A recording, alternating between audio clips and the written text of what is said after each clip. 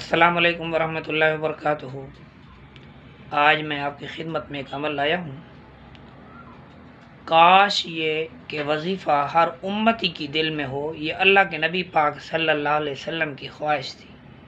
جس کی خواہش کا اظہار اللہ کے نبی کر دے، اگر ہم اس خواہش کو پورا نہ کریں تو مجھے بتائیں کل قیامت والے میدان میں کیا جواب دیں گے۔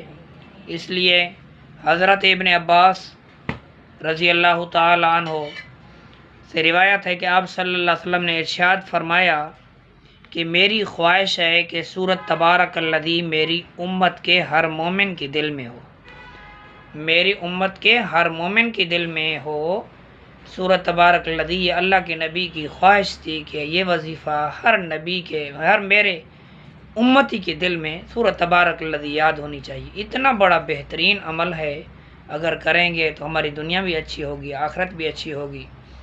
تو امید کرتا ہوں یہ ویڈیو آپ کو پسند آئی ہوگی۔ لائک، شیئر، سبسکرائب اور کمنٹس میں اپنے رائے کا اظہار بھی کیا کریں کہ اس کو پڑھنے کے لیے آمین کہا کریں، تاکہ اللہ تعالی ہمیں اور آپ کو سب کو عمل کرنے کی توفیق نصیب فرمائے۔